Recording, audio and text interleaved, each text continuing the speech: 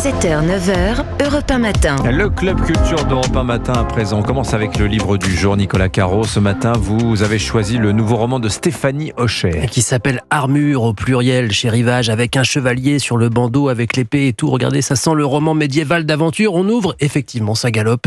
Littéralement, on est sur un cheval, à pleine vitesse, je cite. De peur de tomber, je suis devenu mon cheval au galop, tenant fermement mon corps au sien. Et j'ai traversé la campagne toute brumeuse du matin qui vient de naître. Il y a 10 jours, je n'étais jamais monté sur un équidé. C'est le chevalier qui parle. C'est une femme. Il y a un E à devenu. C'est Jeanne d'Arc. Après William, son précédent livre qui s'emparait de Shakespeare, Stéphanie Hochet s'intéresse à sa manière à Jeanne d'Arc. À sa manière, c'est-à-dire que c'est pas une biographie, bien entendu, pas non plus une biographie romancée. C'est autre chose. C'est du Stéphanie Hochet.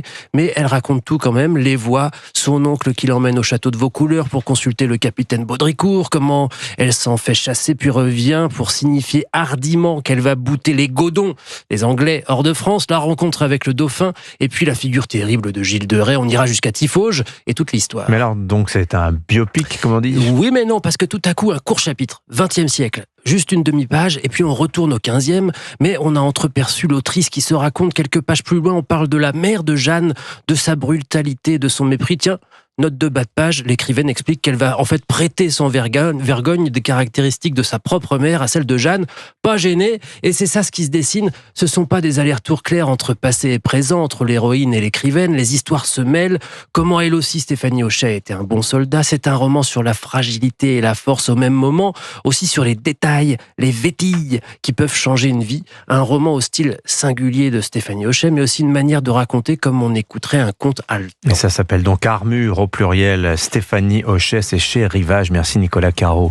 Héloïse Goua, votre conseil du jour, conseil série, c'est une mini-série judiciaire britannique qui s'appelle Adolescence. Oui, alors je m'avance peut-être un peu aujourd'hui, mais je vous assure, vous n'avez jamais vu une fiction comme celle-ci, Adolescence. Ne vous fiez pas au titre, on est ici très loin des balles de promo ou des poussées d'acné.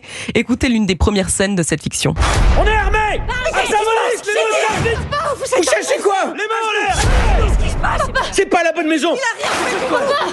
Il est 6h15 du matin, une dizaine de policiers débarquent dans cette maison pour arrêter Jamie, 13 ans. L'adolescent est terrifié, il est suspecté de meurtre. Alors les parents de Jamie sont totalement désemparés, tout le monde crie à l'erreur, mais les policiers ont l'air de très bien savoir ce qu'ils font. Je vais commencer par te demander... Tu connais une fille qui s'appelle Cathy Léonard? Oui. Alors on peut dire que vous êtes amis. C'est elle qui est morte. Pourquoi tu demandes ça? Alors, la série judiciaire avec des accusés de meurtre, disons que c'est plutôt pléthorique comme genre. Qu'est-ce que cette série-là a de particulier? Visuellement, déjà, c'est une prouesse. Chacun des 4 épisodes est tourné en plan séquence. Donc, pendant 1 heure, aucune coupe, aucun raccord. La caméra colle au personnage en temps réel. Ça donne un rythme un peu plus lent que la plupart des séries, mais l'immersion est ultra réaliste, d'autant que les acteurs sont remarquables. Regardez-moi dans les yeux! C'est fou, hein, les trucs que ton cerveau te fait faire quand t'es un gosse. L'intérêt de cette série réside aussi dans l'épaisseur des personnages. Chaque épisode se concentre sur l'ado, le policier, la psy, les parents. Et à travers eux, la série ambitionne de sonder la source de la violence sans jamais trancher pour autant.